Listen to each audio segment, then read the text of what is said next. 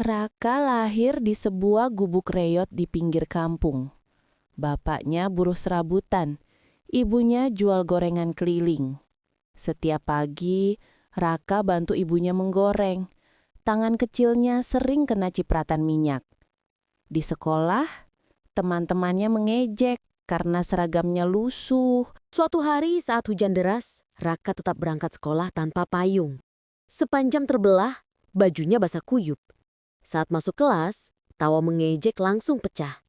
Guru pun hanya melirik tanpa peduli. Pulang sekolah, Raka menemukan ibunya jatuh pingsan karena kecapean. Malam itu, sambil menjaga ibunya tidur, ia berjanji dalam hati. Gue nggak bakal terus miskin.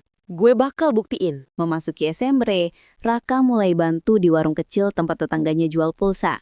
Ia belajar sedikit-sedikit tentang HP, aplikasi, dan internet. Kadang, ia baca artikel bisnis atau nonton video motivasi di HP bekas yang layarnya retak. Meskipun sering diledek karena kerja sambil sekolah, Raka mulai sadar. Ia punya ketertarikan sama teknologi. Diam-diam, ia belajar editing, desain, bahkan coding dasar pakai HP seadanya. Waktu SMA, ayah Raka kecelakaan kerja dan kondisi makin sulit. Raka hampir berhenti sekolah. Tapi ada satu guru yang memperhatikan semangatnya, Bu Ina. Ia bantu bayarin sebagian biaya sekolah dan meminjamkan laptop tua. Raka gunakan itu buat bikin desain, edit video, dan mulai nerima orderan kecil-kecilan dari orang kampung. Banner, poster, video ulang tahun. Semua uangnya ia tabung sedikit demi sedikit. Setelah lulus, Raka bekerja di sebuah toko komputer kecil. Di sana ia ketemu banyak orang baru dan lebih sering belajar. Ia mulai bangun personal branding lewat media sosial, memamerkan hasil desainnya. Perlahan, orderan membesar. Raka kemudian memberanikan diri buka jasa desain online.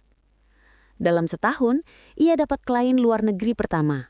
Bayarannya cukup buat bantu renovasi rumah orang tuanya.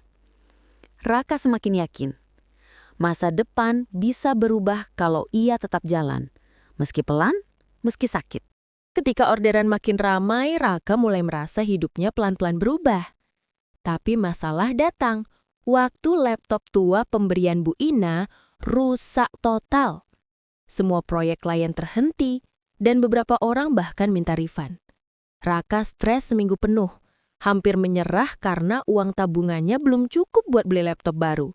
Namun malam itu ayahnya bilang pelan, "Kalau capek, istirahat, tapi jangan berhenti." Kata-kata itu menusuk. Besoknya Raka memberanikan diri meminjam sedikit uang dari pemilik toko komputer tempat ia bekerja.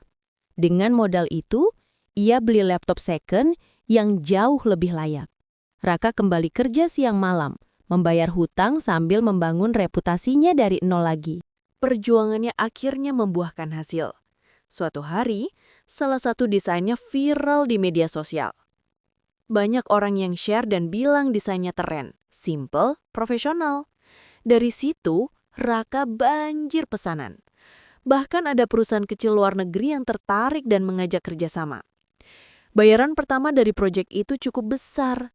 Cukup buat melunasi utang, bantu orang tua, dan memperbaiki gubuk yang dulu sering jadi bahan hinaan. Di kampungnya, orang-orang yang dulu mengejek kini justru memuji. Tapi Raka tetap rendah hati. Ia sadar yang bikin ia bertahan bukan karena ia pintar, tapi karena ia nggak pernah menyerah meski semua bilang ia nggak akan jadi apa-apa.